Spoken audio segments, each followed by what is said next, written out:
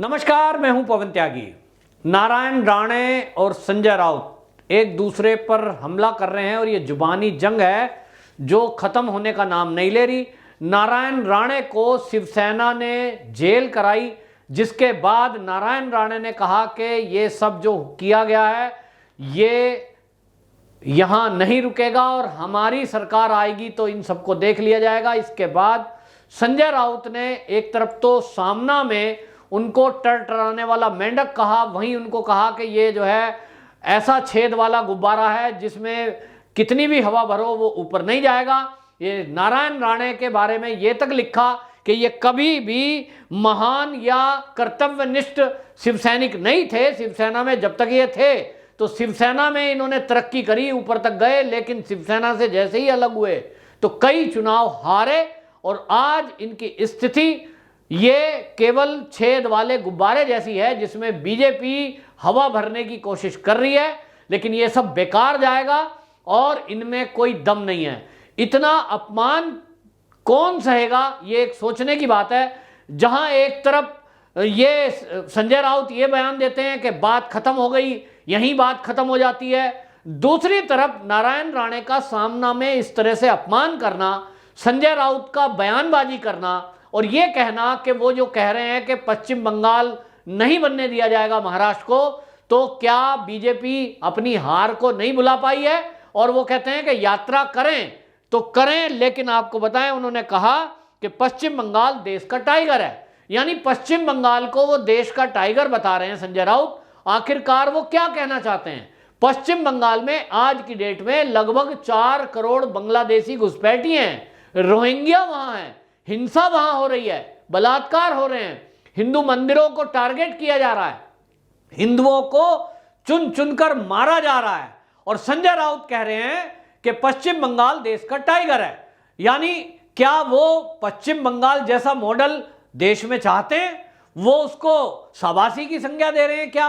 तो इस तरह की बयानबाजी संजय राउत की जो है ये एक तरह की बौखलाहट भी दिखाता है कि यदि बीजेपी की तरफ से बीजेपी के अध्यक्ष ये कह रहे हैं कि भाई बात खत्म हो जाती है, इसको यहीं खत्म किया जाए, लेकिन हम देख रहे हैं कि संजय राउत ने जिस तरह की बयानबाजी और नारायण राणे का ये सीधे सीधे कहें कि सामना में के द्वारा अपमान किया है, क्योंकि संजय राउत उसके संपादक भी हैं सामना के, तो सामना में लिखी गई बात एक तरह से संजय राउत के विचार माने जाते हैं। तो अगर वो नारायण राणे जैसे केंद्रीय मंत्री का अपमान कर रहे हैं तो ये बात खत्म कहां होती है? इसके बाद तो शुरू होती है। और ये जो राजनीति है महाराष्ट्र की, जहां एक तरफ खुद उद्धव ठाकरे सरकार इतनी विवादों में और घोटाले घपलों में फंसी हुई है कि उनके लगभग 70 से ऊपर जो विधायक हैं वो मामलों में कहीं ना कहीं फंसते दिखाई दे रहे हैं। वहीं जैसे हमने देखा कि गृह मंत्री, उनको घोटाले घपलों के कारण इस्तीफा देना पड़ा, इसी तरह परिवहन मंत्री के ऊपर एक केस है, इसी तरह संजय राउत भी उससे अछूते नहीं है, इनके ऊपर भी कहीं ना कहीं संपत्ति और जमीन के फ्लैट के खरीद फरोख्त के आरोप लगे थे। और अभी तक क्योंकि सरकार सत्ता में उद्धव ठाकरे सरकार है, शिवसेना सरकार है, तो पुलिस कोई कार्रवाई नहीं कर रही है। लेकिन जिस तरह से बीजेपी के किरीट सोमैया, जिस तरह से देवेंद्र फडणवीस पूर्व मुख्यमंत्री महाराष्ट्र के, और अब नारायण राणे, ये संबंध तल्ख होते जा रहे हैं और इनकी टिप्पणियों के कारण ये जो हम देख रहे हैं कि संजय राउत ने जब पत्रकारों ने पूछा कि भाई उद्धव ठाकरे ने भी तो योगी आदित्यनाथ के बारे में अपशब्द बोले थे, तो इस पर संजय राउत सॉरी बोलते या यूं कहते कि जी हमें उस बारे में बोलने में जो उद्धव ठाकरे जी ने बोला इसके बारे में मैं खेद प्रकट करता हूं, बजाय इसके वो पत्रकारों को ही उल्टा कहने लगे कि इतने दिन बाद आपको ये चीजें नजर आ रही हैं, आपकी आंखों का इलाज करना पड़ेगा। यानी एक पत्रकारों को भी धमकाने वाले लहजे में बात कर रहे हैं। शिवसेना को केवल ऐसा दिखता है कि जो यहां कुछ भी होगा महाराष्ट्र के अंदर, वहां जो पुलिस है, जो प्रशासन है, वो करेगा, वो कहेगा जो शिवसेना चाहेगी। और इसके कारण से आप देखेंगे बीजेपी ने आरोप भी लगाया, जो दिखता भी है,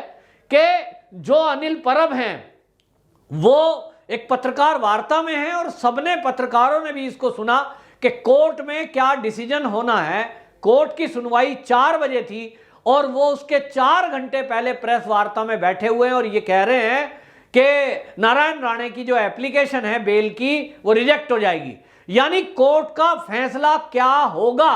ये शिवसेना के मंत्री बोल रहे हैं। शिवसेना के मंत्री निर्देशित कर रहे हैं पुलिस को। इस पर भी संजय राउत ने सीधा जवाब नहीं दिया और उन्होंने कहा कैबिनेट मंत्री हैं, तो अगर कैबिनेट मंत्री कोई बात कर रहा है तो इसमें हर्ज ही क्या है। तो जिस दिन नारायण राणे ने यह बयान दिया था कि महाराष्ट्र के अंदर अगर उनकी पुलिस है तो हमारे पास केंद्र है, यानी वो इशारा कर रहे थे केंद्रीय जांच एजेंसियों के बारे में, तब उनका ये अपमान कर रहे थे और इस तरह की बयानबाजी को लेकर कह रहे थे कि नारायण राणे हम महाराष्ट्र सरकार को धमकाना चाहता है, हमारी सरकार को गिराना चाहता है। इस बात का क्या मतलब है नारायण राणे का कि हमारे पास केंद्र की ताकत है? क्या वो हमारे पास सीबीआई, ईडी और इसके कारण से हमें परेशान करेंगे? इस तरह की बातें बोल रहे हैं और तब बोल रहे थे कि हमें पंत प्रधान यानी प्रधानमंत्री मोदी जी को ये कह रहे थे कि हमें उन पे भरोसा है। तो एक तरफ आप केंद्रीय जांच एजेंसियां या उन पर सवाल उठाते हैं जब वो कार्रवाई करती है ईडी या सीबीआई और उस पर सवाल उठाते हैं, दूसरी तरफ जब आप हस्तक्षेप करते हैं महाराष्ट्र के अंदर पुलिस सिस्टम में या जुडिशरी में भी, जो कि एक आश्चर्यजनक बात है। बीजेपी के अध्यक्ष जो हैं महाराष्ट्र के, उन्होंने बाकायदा प्रेस कॉन्फ्रेंस करके ये सवाल उठाया है कि इसकी जांच होनी चाहिए। और जब अब केस जो है हाई कोर्ट में है, मुंबई हाई कोर्ट में, मुंबई हाई कोर्ट को अब इस मामले को भी संज्ञान में लेना चाहिए कि निचली अदालत के फैसले के बारे में कोई फैसला क्या होगा, कोई शिवसैनिक या कोई शिवसेना का मंत्री कैसे उसकी जानकारी उनको पहले थी? क्या जो निचली अदालत के जज थे उनके ऊपर कोई प्रेशर था या कोई जुडिशरी में भी इस तरह की सेटिंग चलती है? इसका जवाब तो न्यायपालिका ही दे सकती है। ये जनता का सवाल है, ये बीजेपी का सवाल है कि आखिर अनिल परब को इसकी जानकारी पहले से कैसे थी। लेकिन इतना जरूर है कि संजय राउत की जो बयानबाजी है इसके कारण सीधा सीधा ये केंद्रीय मंत्रिमंडल, केंद्रीय नेतृत्व इससे टकराने के मूड में दिखाई दे रहे हैं। किसी भी मामले को जब भाजपा ये कह रही है कि मामले को खत्म करें तो इसमें खेद व्यक्त करना चाहिए, सॉरी बोलना चाहिए, बजाय इसके आप एक केंद्रीय मंत्री को अपशब्द बोलते हैं, उसको डराते या धमकाते हैं, उनकी बेइज्जती कर रहे हैं। निश्चित रूप से ये मामला आगे बढ़ेगा और ये संजय राउत हो या उद्धव ठाकरे या कोई भी शिव सैनिक, वो ये नहीं सोच रहा है कि आपका घर शीशे का है तो आप पत्थरों से क्यों टकरा रहे हो। क्योंकि आप देखिए जिस तरह के केस हमने महाराष्ट्र में देखा है, जिस तरह से घपले घोटालों की शिकायतें सीबीआई के पास पेंडिंग है, जिस तरह से वहां ईडी की कार्रवाई हो रही है और अभी एनसीबी की कार्रवाई का भी रिजल्ट अभी सुशांत सिंह राजपूत का पूरी तरह निकलकर सामने नहीं आया है, वो भी कार्रवाइयां जारी हैं। लगातार एनसीबी भी वहां नशाखोरों को पकड़ रही है, नशे के नेक्सस को सुलझाने में लगी हुई है। तो निश्चित रूप से इन सारे मुद्दों को लेकर शिवसेना सरकार घिरी हुई है और वो इसको ये कहें कि आप रथ कितना घुमाइए, आप पश्चिम बंगाल की हार को नहीं भूलें, तो हार जीत चलती रहती है, लेकिन आप बीजेपी को नसीहत यदि दे रहे हैं तो निश्चित रूप से आपके अंदर वो अहंकार दिखाई दे रहा है जो सत्ता का अहंकार होता है। तो अभी बीएमसी के चुनाव हैं और इस बीएमसी के चुनाव में कोंकण एरिया से जो आने वाले नेता हैं वो है नारायण राणे।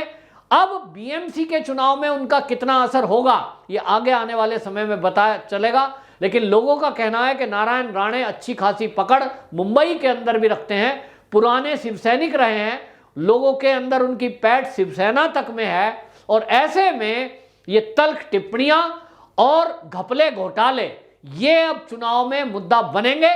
और नारायण राणे का अपमान करना ये भी शिवसैनिकों तक को नागवार गुजर रहा है, क्योंकि उनका कहना है कि जिस तरह से पथराव किया गया, जिस तरह की हिंसा हुई, इतनी बड़ी बात इस तरह से नहीं करनी चाहिए थी कि आप एक तरफ कह रहे हैं हमें न्याय प्रणाली पर भरोसा है,